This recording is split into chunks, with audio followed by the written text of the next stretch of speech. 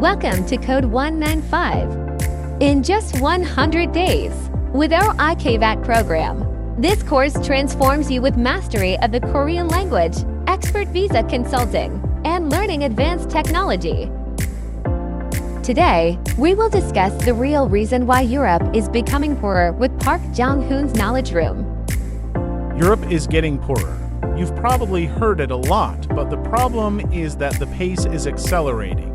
The pace is so fast that French President Macron has finally declared an emergency for Europe. Now, Europe needs to be completely reformed.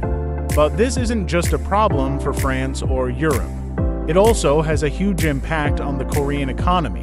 So it's important to accurately understand the real reason why Europe is becoming poorer. Let's first look at the current situation. There's something called the STOXX 600 index in Europe. It's a stock index that represents Europe. If we compare it to the US stock index, there's one thing that's unfair here. Companies like Apple and Amazon have such high stock prices. So you could say that the US stock price is high because of this. The Financial Times created an interesting and informative graph. They excluded companies with extremely high market capitalizations, like Apple, Facebook, Amazon, and Google, and then calculated the US index separately. That's this blue graph here. When you compare it with the STOXX 600 index, you can clearly see that investing in Europe appears to be a foolish decision. That's because while stock prices have risen several times in the US, Europe is still unable to break away from its previous level. Our country's KOSPI is often stuck in the box range and has a bad reputation. You know, but it's not just our country. In fact, most advanced countries except the US were trapped in box range. Japan recently escaped, but there are many secrets to how Japan escaped this box range. So we need to understand this accurately. Today, we're talking about Europe, so let's start with Europe. In fact, it's no exaggeration to say that there were almost no advanced countries except the US that had continuously rising stock prices. So there's no need to feel inferior like Korea is stuck in a box range when looking at the US. Stock markets in the US and Europe have really widened significantly. But the stock market is actually just a leading indicator of the real economy. So the real economy has actually become very different. In the Wall Street Journal article that said Europeans are getting poorer. Many of you must have seen this article. What was emphasized here was that the French eat less foie gras and wine.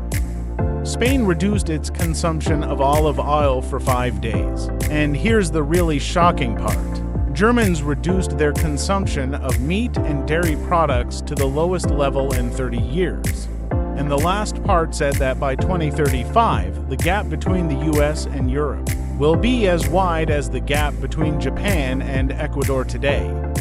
This is the article I wrote. Right now, Japan and Ecuador have a gap of about 5 to 6 times.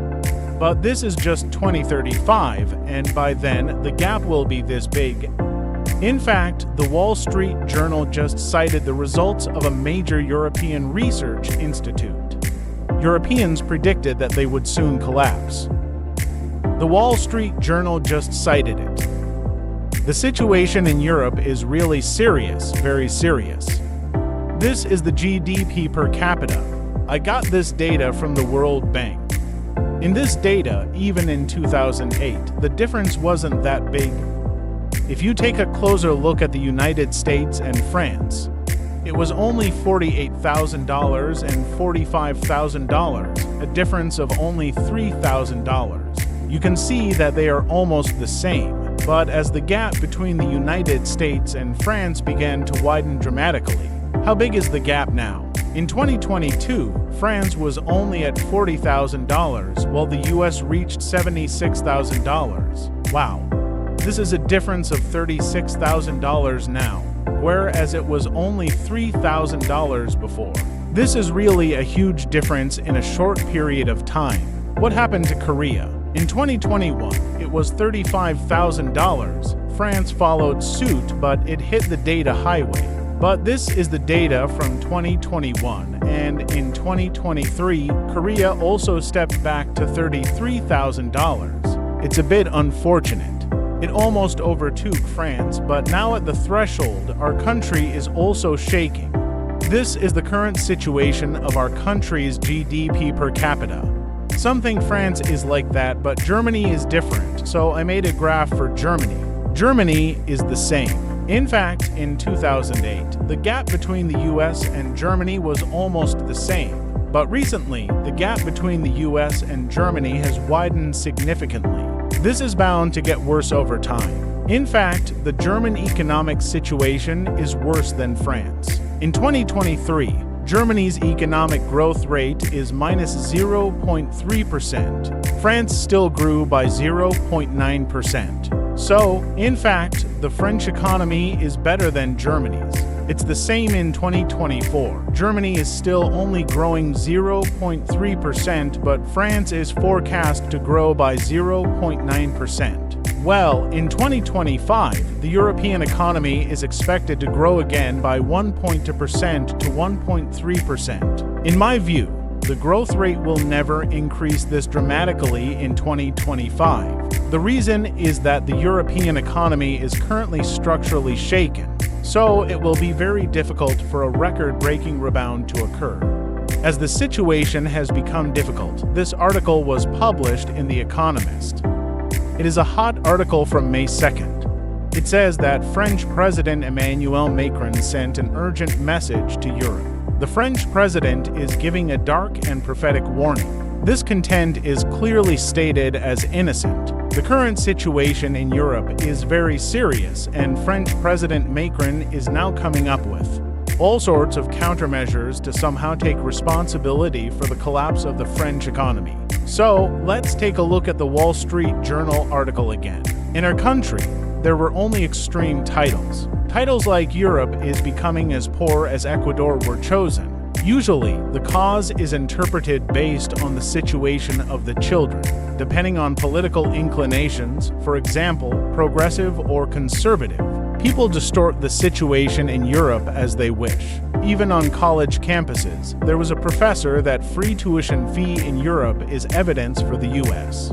But the Wall Street Journal kindly and innocently attached the cause. But in our country, no one deals with the subtitle well because they don't want to say it. Well, the subtitle was clearly attached. It was clearly attached that the aging population is the problem. The subtitle was that the aging population opened the door to economic recession.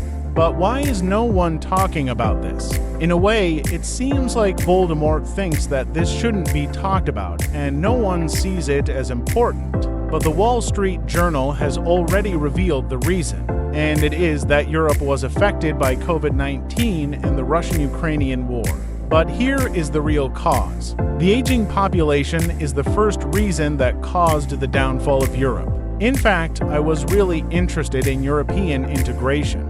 When I was doing my master's degree in 1996 and 1997, I tried to include the European integration theory and the process of Europe's integration in my thesis. But there was a reason why I suddenly gave up on it while I was preparing this thesis. And I called IT and said that my master's thesis would be changed to a thesis about IT.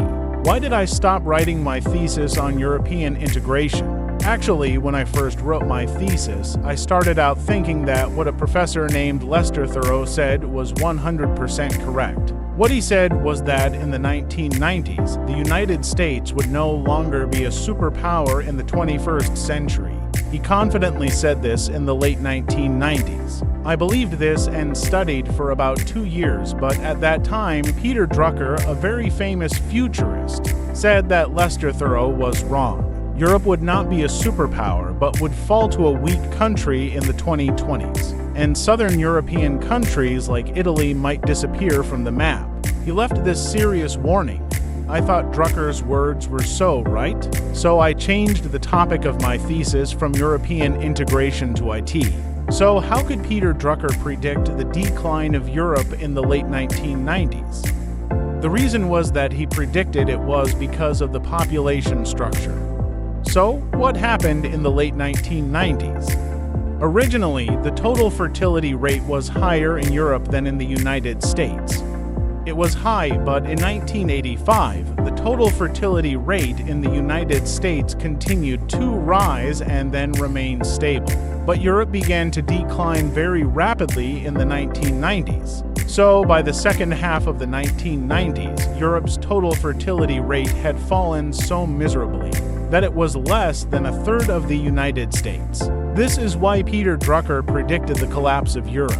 I don't know about anything else, but population structure doesn't lie. If there are no young people, the country's economy will eventually not grow and will fall.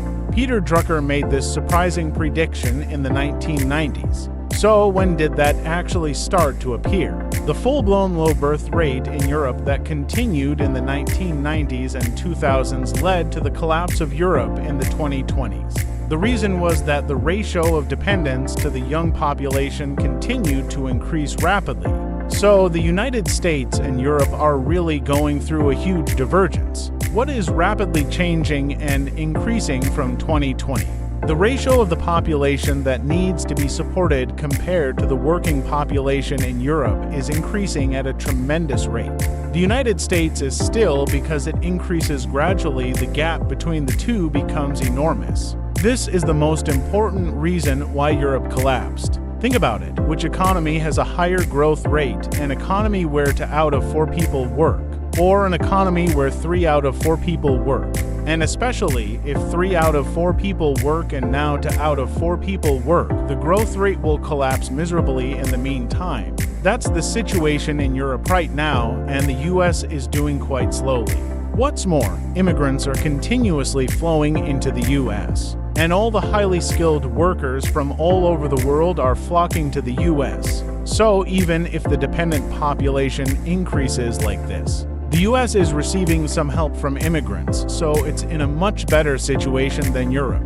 Now, if I tell you this much, you might say that Korea is more serious. That's right, Korea is much more serious. It's really the worst of the worst. Because in the case of Korea, which has far surpassed Europe, the dependent population ratio in Korea has increased at more than twice the rate of Europe since the latter half of the 2020s. Then, the future of Korea will deteriorate at a much faster rate than Europe.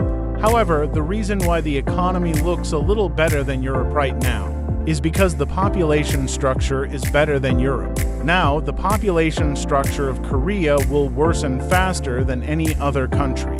So, the future outlook is really the worst. Here, there are many aspects in which Europe has ruined its own economy. Now, Europe has fallen to the digital colony of the United States, and what is the reason? The most fundamental reason is that as the population structure worsened, the young people, who are the main drivers of innovation, disappeared. In fact, having young people is really good in 2 ways. Young people need to come up with new ideas and start businesses. New ideas are much more active in those in their 20s and 30s. Very innovative ideas inevitably decrease as you get older. Of course, there are exceptions, but it is really hard to completely ignore age. Furthermore, young people need to be the first to try out new products. So there needs to be a market where people can try them out first, called a test bed. Many innovative companies can emerge, but as the population ages and the average age increases, the people who will test them, such as young people, disappeared. And the worsening population structure dealt a fatal blow to innovation. On top of that, the investment that is far less than that the United States has dealt another fatal blow. The United States has a federal government, and it is very powerful. As a result, the national R&D budget is abundant. I have covered the Science Foundation in the US and even the National Institutes of Health. This is the representative research institute that spends most on the R&D in the US. The US pours in an astronomical amount of money. However, in the case of Europe, since the federal government is not strongly established, there is a lack of integrated R&D throughout the European Union. As a result, it has become impossible to keep up with the US, which invests in R&D at the federal government level. The third biggest problem is that the US has grown powerfully that it is invading digitally for various reasons. In the 2010s, the US really colonized Europe. The digital invasion began. What did Europe do? Instead of fighting the US with more innovation and superior capabilities, they responded with guilt. This may seem like protecting their own industries at the moment, but it actually dealt a much more fatal blow. Why is that? The handful of innovative young people who remained in Europe were conducting research to create a platform for them to fight the US. The problem is that they responded with regulations. In Europe, no matter how much you start a business, you can't become a global company. That's why these innovative young people are moving to the US. Look at the innovative companies that have recently started businesses in the US. There are quite a few people who moved to Europe. So, because Europe has consistently maintained conservative and defensive policies, it has become more vulnerable to the digital invasion of the US and has fallen to a digital colony. Another crucial difference between the US and Europe is the dollar hegemony. This is a bit unfair to Europe. The dollar is so powerful that no matter how hard the euro tries, it doesn't work well. Let's take a look at the graph again. The GDP per capita of the US and Germany were actually similar until 2008. But after 2008, they became extremely different. Of course, the worsening population structure was one of the reasons. And because the US dollar hegemony printed as many dollars as it wanted, this extremely divided the fate of US and Europe. The US was able to achieve economic revitalization much faster. As this money flowed into IT companies, the US big tech received an astronomical influx and they started carry on. But Europe couldn't spend that much money because it couldn't just use the dollar. So it couldn't suddenly spend as much money as the US. As a result, Europe's economic growth rate fell significantly after 2008, while the US was able to achieve sustained growth. Moreover, look at the recent situation. Yellen is reducing the fiscal deficit and spending money again, but Europe is currently struggling due to its fiscal deficit and can no longer spend money. So even now in 2024, the US is enjoying a boom by spending money using the dollar hegemony, while Europe is in a recession compared to the US because it couldn't spend money in time. This may be seen a bit unfair to Europe. Well, the two reasons are internal to Europe, but the third reason is that before the euro could catch up with the dollar hegemony, it was hit by the global financial crisis occurred in the US. After that, the US did well and Europe was hit by shrapnel, actually had its growth rate decline, which is a bit unfair. So, French President Macron proposed a European revival project. But in fact, the reason I wrote France as Europe is because it was actually seen as France's first policy that only follows the French flag. If America first was what former President Trump recently advocated, then what Macron advocated is France first. So, when I looked into the specific plan, it was the complete opposite of our country, South Korea. First, we will double R&D spending. Unlike our country's recent 14% R&D cut, we have come up with a revolutionary policy of doubling R&D spending. Second, we will drastically ease industrial regulations. Our country still has very strong regulations. If we abolish regulations in our country, we will only abolish regulations related to large corporations. Regulations on startups remain the same. So, in order for startups to treat us well and compete each other, we need to ease regulations on startups to create a market environment where they can treat us well and fight. But if we keep easing regulations, we will only ease regulations on large corporations. So, from the startups' perspective, they do not have an equal weapon to wait and fight. So, we will drastically ease industrial regulations. The most important thing here is to ease regulations on startups, and we will free the capital market. Lastly, we will break the risk-averse tendencies of Europeans. To boost Europe's economy, we'll ease industrial regulations, making it much simpler for startups to thrive. This is Macron's blueprint for the future. However, it is a very difficult question whether this will go as Macron intends. The European Union does not have a strong government like the federal system in the United States. So if France does something, neighboring countries will keep holding it back. This time, the country holding it back is Germany, and Germany is strongly opposing it. The reason is that while saying it is a European revival project, in fact, France is also saying it will revive France. When I look into it, it was saying that they are going to fight China or the United States. But in fact, they are challenging Germany. You absolutely cannot do this. Germany should do it together with France. However, this is a regrettable reality that is happening in Europe, where the European Union is jealous of each other or holding each other back, and is moving towards a more contraction redirection. In some ways, this seems similar to our country. What I find really frustrating right now in our country is that people keep holding each other back depending on their political inclinations. Both progressives and conservatives need to reflect on this. If there is a truly right policy, we need to join forces. If the economy is difficult at the national level, we need to put our heads together and study how to revive the Korean economy.